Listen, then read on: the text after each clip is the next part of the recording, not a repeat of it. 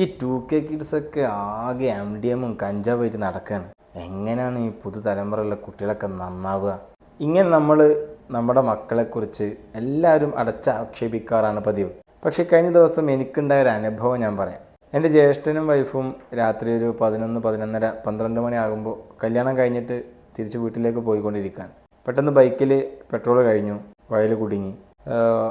ബൈക്കെടുത്ത് ഞാൻ ചെന്നു. ജ്യേഷ്ഠൻ്റെ bike petrol പമ്പിലേക്ക് ചവിട്ടിയിട്ട് ഇങ്ങനെ ബൈക്കിൽ ചവിട്ടി കൊണ്ടുപോകാൻ വേണ്ടിയിട്ട് ശ്രമിക്കുകയാണ്. പെട്ടെന്നൊരു 17, 18 വയസ്സുണ്ടാവും എന്ന് വിചാരിക്കുന്നു. ബൈക്ക് ഓടിച്ചുകൊണ്ട് പെട്ടെന്ന് ഒരാളിങ്ങനെ തിരിഞ്ഞ് എൻ്റെ ബാക്കിലൂടെ അങ്ങനെ വന്നു. ഞാൻ ചവിട്ടിക്കോളാം. എന്നിട്ട് എൻ്റെ ജ്യേഷ്ഠനുമായിട്ട് ആ ബൈക്ക് ചവിട്ടി ഒരൊറ്റ പോക്ക് പോയി. നേരെ പെട്രോൾ പമ്പിലെത്തി. പെട്രോൾ അടിക്കാൻ വേണ്ടി അങ്ങനെ പോവലും ഒന്നും തിരിച്ച് പ്രതീക്ഷിക്കാതെ 2K കിഡ്സിലുള്ള ഒരു പൊന്നുമോൻ അങ്ങനെ ചെയ്തൊരു നേരിട്ട് അനുഭവം എനിക്കുണ്ട്. ഇതിനു മുമ്പ് ഒരു അനുഭവം. അപ്പോൾ നമ്മൾ ഒന്നിനെയും അടച്ചാക്ഷേപിക്കാൻ പാടില്ല. ഒരാൾ ചെയ്തു അല്ലെങ്കിൽ ഒരു ടീം ചെയ്തു എന്ന് കരുതി എല്ലാവരും അങ്ങനെയല്ലല്ലോ. നമ്മുടെ മക്കളൊക്കെ നന്നാവും എന്ന് നമുക്ക് പ്രതീക്ഷിക്കാം. നമ്മൾ അതിനു വേണ്ടി നമുക്കവരെ ചേർത്ത് പിടിക്കാം. അവരുടെ പ്രശ്നങ്ങളെ നിങ്ങൾ ഒളിച്ചു വെക്കല്ല വേണ്ടത്. അവരുടെ പ്രശ്നങ്ങളെ നിങ്ങൾ പരിഹരിക്കാൻ ശ്രമിക്കുകയാണ് വേണ്ടത്. ഒരിക്കലും അവരുടെ പ്രശ്നങ്ങൾ നിങ്ങൾ തുറന്നു പറഞ്ഞെന്ന് വിചാരിച്ച് നിങ്ങൾ നല്ലൊരു രക്ഷിതാവല്ലാതായി മാറുന്നില്ല.